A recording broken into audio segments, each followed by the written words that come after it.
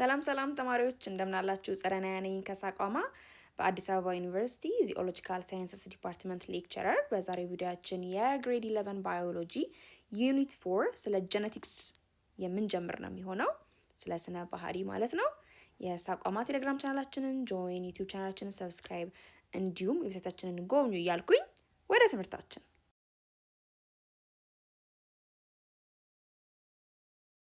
እንግዲህ በዚህ በዩኒት 4 የተለያዩ ነገሮችን እንመለከታለን። ሶ the first thing የምናየው ነገር አላማችን ማድረግ ነው it's to describe terms in genetics ነው። ስነ ባህሪ ስናጠና የምንጠቀማቸው የተለያዩ ቃላቶች አሉ አይደል? ቋንቋዎች አሉ። ህይወት ያላቸው ነገሮች ያላቸው ስነ ባህሪ እንዴት አድርጎ እንደመጣ ከየት እንደወረሱት ነው የምንመለከተው። ስለዚህ በዚህ ረገድ ውስጥ የምንጠቀማቸውን ቁልፍ ቃላት እናብራራለን። ኦኬ ለምሳሌ we'll understand alleles ምን እንደሆኑ this genotype, phenotype, chromosome የምንለው ነገር ምን እንደሆነ ቃላቶቹ ምን ማለት እንደሆኑ እንረዳለን። እንዲሁም ደግሞ describe cell division ህዋሳት ይባዛሉ አይደለ? ማይቶሲስ እና ሚዮሲስ ብለን የምንለው ሴል ዲቫይድ የሚያደርግበት ህዋሳት የሚባዙበት መንገድ አለ ብለናል። ሶ እነሱ ነገሮች ምንድናቸው? ሰው ህይወት ያላቸው ነገሮች እንዴት ነው የሚያድጉት? እንዴት ነው ሪፔር የሚያደርጉት? ራሳቸው የሚጠግኑት? እንዲሁም ደግሞ እንዴት ነው ህይወት ያላቸው ነገሮች የሚራቡት የሚሉትን ነገሮች ለመረዳት የሚያስችለን ነገር ስለሆነ የህዋሳት ብዜት ስለ ህዋሳት አበዛዝ እንረዳለን። ቀጥለን ደግሞ የምናያለን explain functions of DNA and RNA. ኦኬ DNA እና RNA የምንላቸው ሞለኪውልስ አሉ አይደለም? በህዋሳቶቻችን ውስጥ የምናገኛቸው እነዚህ ነገሮች ያላቸው ተግባር ምን እንደሆነ ኦኬ we know that DNA የምንለው ሞለኪውል አንድን ሰው ወይም ደግሞ እናንተን የሚያደርጓችሁ ስነ ባህሪያትን የያዘውን ስነ ባህሪያት መረጃዎችን የያዘ ሞለኪውል ነው። RNA ደግሞ እነዛን ስነ ባህሪያት ተጠቅሞ በሰውነታችን ውስጥ ፕሮቲን የምንለው ባዮሎጂካል ሞለኪውል እንዲሰራ የሚያግዝ ሞለኪውል ነው ማለት ነው። ስለዚህ እነዚህ ሁለቱ DNA እና RNA የምንላቸው ሞለኪውልስ በህዋሳቶቻችን ውስጥ የምናገኛቸው ያላቸው ጠቀሜታ ተግባራት ምን እንደሆነ በመረዳት እንዴት አድርገው ነው አንድ ትሬት አንድ ባህሪ ከአንድ ወላጅ ወደ ጽንስ የሚተላለፈው ከወላጆች ወደ ልጆች የሚተላለፈው የሚለውን ነገር እንድንረዳ እንችላለን ማለት ነው በዚህ ዩኒት። ሌላው will differentiate Mendelian and non-Mendelian inheritances. ኦኬ ታስታውሱ ከሆነ በባለፈው የትምህርት ክፍለ ጊዜዎቻችሁ ስለ ግሪገር ሜንደል ታስታውሳላችሁ አይደል? ግሪገር ሜንደል የምንለው አውስትራሊያዊ ሳይንቲስት ነው። ኦኬ ሶ ያ ሳይንቲስት ምን ዲስከቨር አድርጎ ነበረ? መሰረታዊ የምንላቸው ህይወት ያላቸው ነገሮች ሲዋረሱ የሚከተላቸው ህግጋት አሉ ብሎ አስቀምጦ ነበረ። ሶ እነዚህን ህግጋት አሉ ሜንድሊያን እና ነን ሜንድሊያን ህግጋት ብለን የምንላቸው ማለት ነው። ሶ እሱ ያስቀመጣቸው ህግጋት ሜንድሊያን ሩልስ ናቸው፣ ኢንሄሪታንስ ሩልስ። ነን ሜንድሊያን ደግሞ እሱ ካስቀመጣቸው መሰረታዊ የአወራረስ ህግጋት በተጨማሪ ሌሎች ደግሞ የአወራረስ መንገዶች አሉ። ህይወት ያላቸው ነገሮች ያላቸውን ስነ ባህሪ ለቀጣይ ለኦፍስፕሪንጎቻቸው የሚያወርሱበት መንገድ ማለት ነው። ሶ እነዚህ ሁለት ኢንሄሪታንስ ታይፕስ ልዩነታቸውን ዲፈረንሺየት እናደርጋለን፣ እንለያለን። and will complete Punnett squares of monohybrid and dihybrid crosses.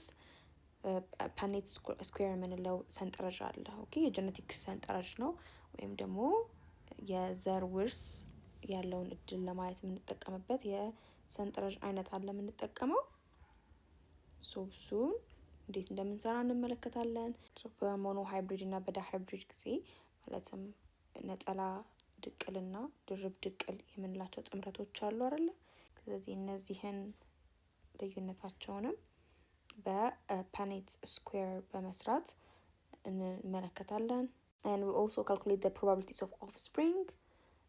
እናትና አባት ወይም ደግሞ ከወላጅ ወደ ልጆች ወደ ኦፍስፕሪንጎቻቸው ሊዋረሱ አንድ ባህሪ ሊዋረስ የሚችልበትን እድልም ካልኩሌት እናደርጋለን፣ እናሰላለን። and we'll design a test cross to identify homogeneity and heterogeneity of an unknown genotype.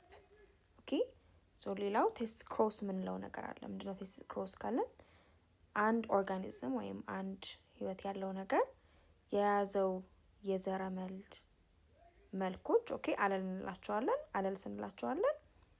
ኦኬ የአንድ ዘረመል የተለያየ መልክ ነው አለልስ የምንለው። እነዚህ አለልስ በተመሳሳይ መልኩ ነው ተቀምጠው ያሉት ወይንስ ደግሞ የተለያየ አለልስ ነው አንድ ላይ የተቀመጡት የሚለውን ነገር ለመለየት የሚያስችለን ክሮሲንግ ነው ማለት ነው። የምንጠቀመው የማጣመር ስልት ነው። እነዚህን ስልቶች እንዴት አድርገን ዲዛይን እንደምናደርግ እንደምንነድፍ እንመለከታለን። and we'll describe genetic disorders, genetic testing, counseling and gene therapy። እዚህ በተጨማሪ የምንመለከታለን በዚህ ዩኒት ስለ genetic disorders የተለያዩ በዘረመል ላይ እንዲሁም በክሮሞዞም ላይ በተከሰቱ ችግሮች አማካኝነት የሚፈጠሩ የጤና ችግሮች እክሎች አሉ። እነሱ ምን እንደሆኑ ለምሳሌ እንደነ ሲክል ሴል አኒሚያ፣ ዳውን ሲንድሮም፣ ሄሞፊሊያ የምንላቸው የጤና በሽታዎች በጀነቲክ ዲስኦርደር የሚመጡ ናቸው። እነሱ ምን አይነት እንደሆኑ ምሳሌዎችን እንመለከታለን። ጀነቲክ ቴስቲንግ ደግሞ የምንለው ነገር አለ። ይሄ ደግሞ የአንድ ሰው ዲኤንኤ የያዘው ዘረመል የያዘው ጂን ምን አይነት እንደሆነ የተለያዩ እክሎች ችግሮች ያሉበት ከሆነ ለማጥናት የሚያስችል ደግሞ ሂደት አለ፣ ቼክ ማድረጊያ። ስለሱ ምን እንደሆነ እናያለን። ካውንስሊንግ ጀነቲክ ካውንስሊንግ የምንለው ነገር ደግሞ አለ።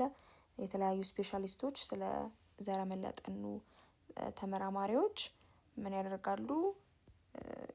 ያማክራሉ ቤተሰቦችን ማለት ነው። በቤተሰብ ውስጥ ሊዋረስ የሚችል ችግር ካለ እነሱን ችግሮች ለመቅረፍ የሚያስችሉ የማማከር አገልግሎቶች ይሰጣሉ። ዋትስ ዳት የሚለውን ነገር በደንብ እናያለን። ምንድነው ያ ነገር የሚለውን ነገር እናያለን። እንደን ዊል ሲ ስለ ጂን ቴራፒ አሁን ላይ ዘመናዊ የሆነ የሕክምና አማራጮች አሉ። የተለያዩ ብልሽት ያጋጠማቸውን የዘረመል ቦታዎችን ክሮሞዞም ላይ የምናገኛቸውን ዘረመሎች ለማስተካከል ትሪት ለማድረግ ለማከም የሚያስችሉ ስለዚህ ጂን ቴራፒ እንመለከታለን ማለት ነው። በመጨረሻ የምንመለከታለን ኢንቨስቲጌት ሃው ኢትዮጵያን ፋርመርስ ሴሌክት ኤንድ ብሪድ ኳሊቲ ፕላንትስ ኤንድ አኒማልስ። በሀገራችን የሚገኙ አርሶ አደሮች እንዴት አድርገው ጥራት ያላቸው እጽዋትና እንስሳትን እየመረጡ እንደሚያራቡ እንመለከታለን ማለት ነው። ስለዚህ በዚህ ዩኒት ጠቅላላ አድርገን እንዴት አድርጎ የህይወት ያላቸው ነገሮች የዘረመል ሁኔታ እንዴት እንደሚዋረስ እንዴት ህዋሳት እንደሚባዙ የመሳሰሉትን ነገር የምናይበት ነው የሚሆነው ማለት ነው። ይህንን ዩኒት በደንብ እንደምትገነዘቡ እንደምትወዱት አልጠራጠርም። ምክንያቱም ይህን ዩኒት በምትማሩበት ጊዜ እንዴት እናንተ ያላችሁ መልክ ያላችሁ ባህሪ በውስጣችሁ ያለው የዘረመል ሁኔታ ይዘት እንዴት እንደተወረሰ በደንብ የምትረዱበት ከእናታችሁ ከአባታችሁ ከቤተሰቦቻችሁ የወረሳችኋቸው ነገሮች እንዴት እንደሆነ እንዴት እንደመጣ የምትረዱበት ዩኒት ስለሆነ ማለት ነው። እንዲሁም ደግሞ በተጨማሪ እንዴት አድርገን ይህንን የጀነቲክስ እውቀት በመጠቀም የተሻለ እጽዋት፣ እንስሳት እንዲሁም ደግሞ በሰዎችም ዘንድ ደግሞ ያሉ በሽታዎችን ማከም እንዴት እንደሚቻል እንዴት አድርገን አፕላይ ማድረግ እንደምንችል የጀነቲክስ እውቀታችንን በሜዲሲኑ በሕክምናው ዘርፍ በግብርናው ዘርፍ እንዲሁም ደግሞ በዕለት ተዕለት ህይወታችን ላይ እንዴት አድርገው ጠቀሜታ እንዳለው የምትረዱበት ዩኒት ስለሆነ ማለት ነው። የዛሬው ቪዲዮአችንን ይመስል ነበር። በቀጣይ ደግሞ 4.1 ጀነቲክ ማቴሪያል የሚለውን ሰብሴክሽን ኦፍ ዩኒት እንመለከታለን።